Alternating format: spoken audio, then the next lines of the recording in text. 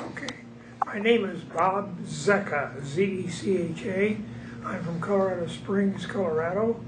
I was a ground crew for 463rd 72nd Squadron, basic math and basic mechanic, but a gopher type person that when you needed something, we'd go for it, but basically that's the basis was our job.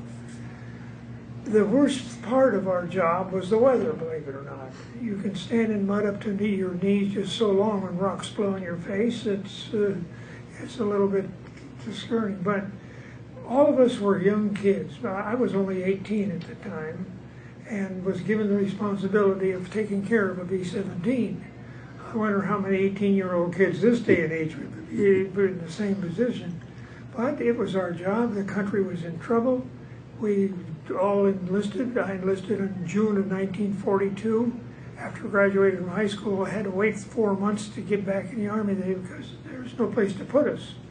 So I was recalled on the 4th of December and sent to St. Petersburg, Florida for basic training, and then to Goldsboro, North Carolina for mechanical training.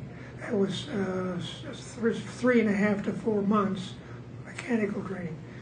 We started with the very basic mechanical things that had to be done. Then we got into the intense stuff, with superchargers and all of the rigmarole that went along with it. It was our job to make sure that that stuff kept going. I had a high school education, and that's all I had at the time. But we managed to do the job we had. I think there was about 40 of us that graduated from that class, and 38 graduated with honors.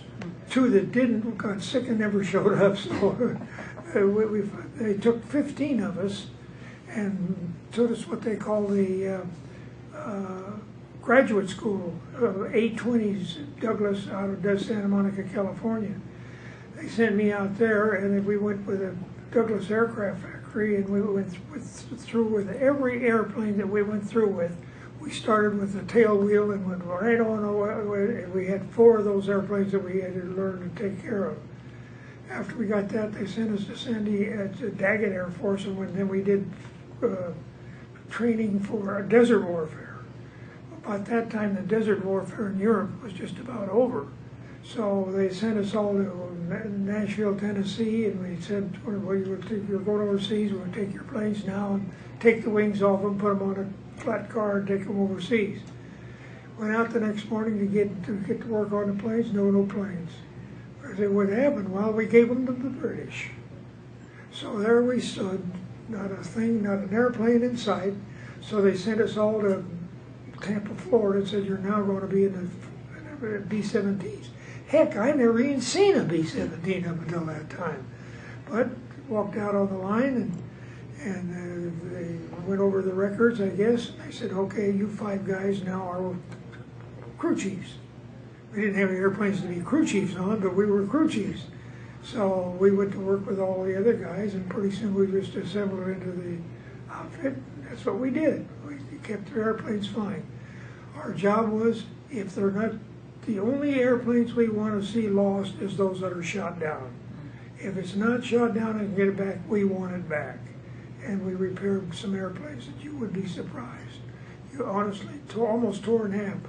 We got most of them put back together again. And here was our bunch of kids doing that. But I think that was an American thing at that time. So my job was basically just, it had to be done and we did it. That's all I can say. Anything else that... Were you in Foggia? Were you in Foggia? I agree. You were in Foggia? Yes, Foggia. Were you assigned to one plane? We were assigned to the squadron. Yes, we had one plane that basically was ours. But we had, I think, 16 planes in that particular squadron, and 16 crews of 3 or 4 took care of them. But we had trouble. I don't think I worked on my own plane more than once or twice a month, because other ones needed bad so much work done. How about replacement parts? Were you? We were the biggest people in the world that did some moonlight requisitioning. And we got an awful lot of our parts from other squadrons. We couldn't rob the British because they had B-24s, and so we were out of luck with those guys. We thank God, but it was a situation where, well, if it didn't have it, we made it, and if we couldn't make it, we stole it.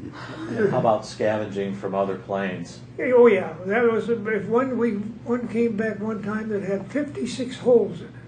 Well, there was no way you could repair it because every main spar was shot up. All the outside fuselage was just like a honeycomb. So that was our parts supply. We took 3 of the 4 engines off of that and put them on good planes, and a lot of the incidental stuff was then when we drew on it and put it in the plane that needed it. But nobody worked on one plane all the time. When it came to engine repair, did you track the number of hours that each engine had? I had no idea. I know one morning one plane came back early, and one was not running right at all, so he came back early, and when he landed, it broke in half. And so we took that airplane, and that was our parts department. And we would go in that, and anything that was usable, we used. Pretty soon we had some of those things stripped down to nothing. One of the big things we never had was adequate supply of plain old-fashioned aluminum to patch ships.